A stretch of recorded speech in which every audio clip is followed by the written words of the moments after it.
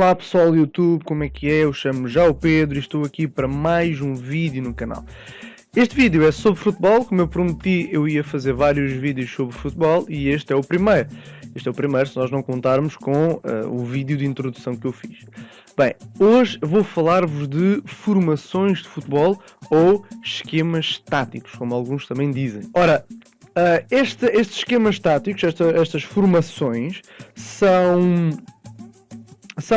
as armas que os treinadores e as equipas têm para destruturar a equipa adversária e conseguir ganhar o jogo. A formação, a estruturação da equipa e a disposição dos jogadores em campo é o que embeleza o jogo, é o que torna bonito este desporto que é o futebol.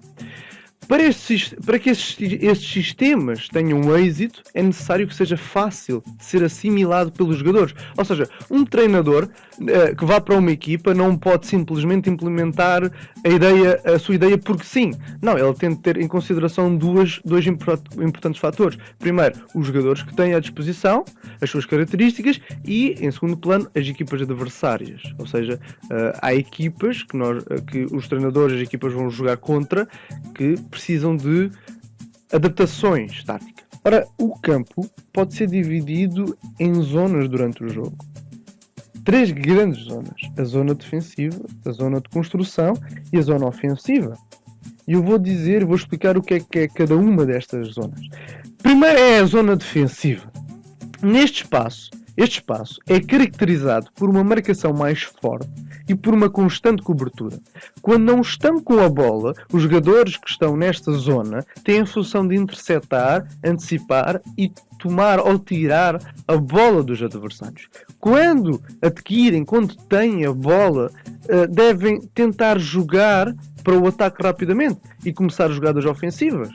Mas, quando isso não é possível, têm de segurar a bola com segurança até conseguir iniciar uma construção de uma jogada ofensiva viável e eficaz. A segunda grande zona, que para mim é a maior zona, é a zona de construção. E esta zona está situada no meio campo e é a área responsável pela criação de jogadas. É o setor mais criativo da equipa, onde a construção de jogadas é feita através de combinações coletivas.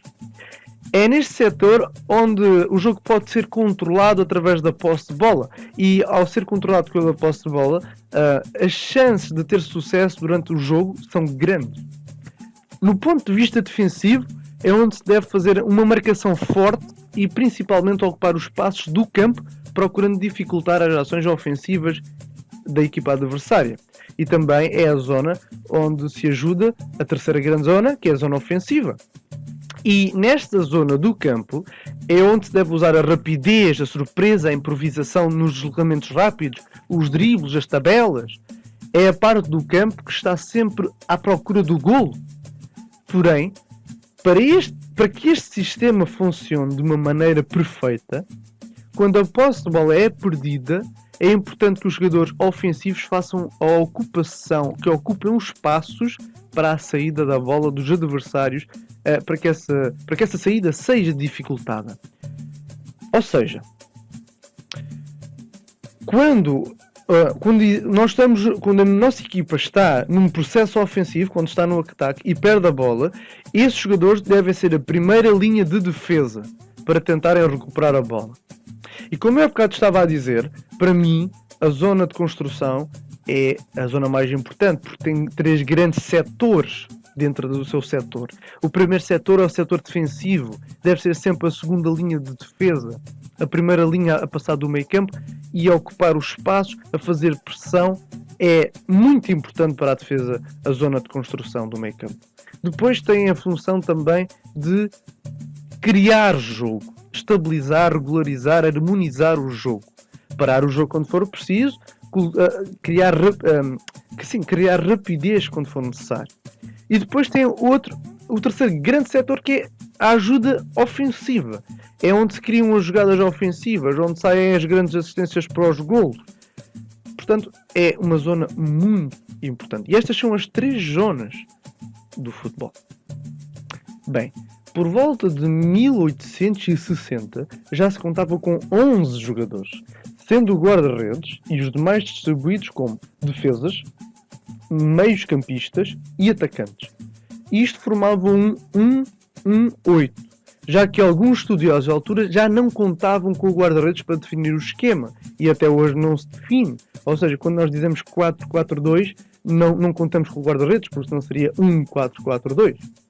E então, 10 anos após esse 1-1-8, em 1870, já se jogava com um dos atacantes mais recuados, numa primeira evolução, digamos, que visava reforçar o meio-campo e, consequentemente, a defesa, na busca do melhor equilíbrio entre os setores que eu falei, com o objetivo de ter, obviamente, melhores resultados. Passou-se então a usar o 1-2-7.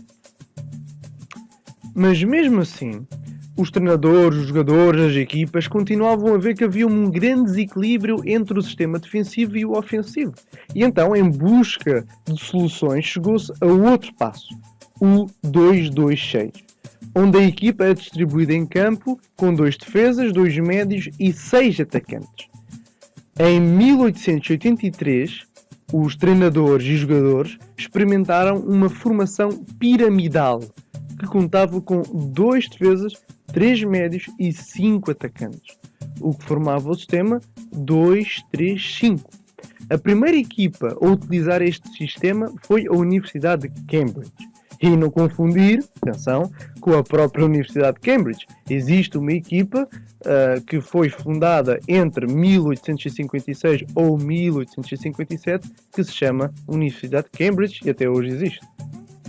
Alcançado pela primeira vez o equilíbrio entre os atacantes e as defesas, num 5-5, sem a perda da ofensividade que agradava a todos e agrada a todos, aprimorado nos anos subsequentes, o sistema clássico, era assim como era conhecido este sistema, pela sua consistência, teve vida longa, sendo substituído apenas depois de 14 de junho de 1925. Portanto, 42 anos depois. E tão somente porque o International Board, o órgão que regulamenta as regras do futebol, achou por bem alterar a regra no que se referia ao jogador impedido de jogar em fora de jogo, que até então definia como 3 o número de defesas que, colocados entre o atacante e a linha de fundo, no momento do passe, dava ao atacante condição de jogo. Com o aperfeiçoamento do estratagema de fazer que, antes do passe, um dos defesas se adiantasse, às vezes para marcar o médio ofensivo adversário, deixando vários atacantes impedidos de jogarem fora de jogo e ficando ainda um defesa e um guarda-redes em última instância para tentar salvar o golo, muitos ataques se perdiam, menos golos aconteciam e caiu o interesse pelo jogo.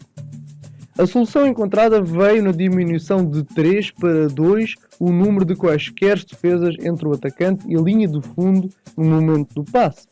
A coordenação para a movimentação de avançarem simultaneamente os 2 defesas era mais difícil e, no erro, sobravam 5 atacantes à frente da baliza e do guarda-redes em condições legais para marcar o gol. E assim havia mais golos, mais ataques e as pessoas gostavam mais. Em 1925, Sir Albert Chapman, inglês, treinador do Arsenal, foi o inventor do sistema conhecido como WM, onde se tinha 3 defesas com 2 jogadores mais à frente, porém antes do meio-campo, e 2 jogadores depois do meio-campo e mais 3 atacantes. E pronto, foi a partir deste momento que começou a existir depois mais formações, como o 4-4-2, o 3-5-2, o 4-3-3. E são essas formações que vou falar nos próximos vídeos que fizer sobre futebol. Portanto, este vídeo vai ficar hoje por aqui, já está um vídeo muito longo, espero que tenham gostado, se gostarem do tema, se tiverem gostado da explicação, ponham um gosto, partilhem com os vossos amigos e eu vejo para a próxima em mais um vídeo.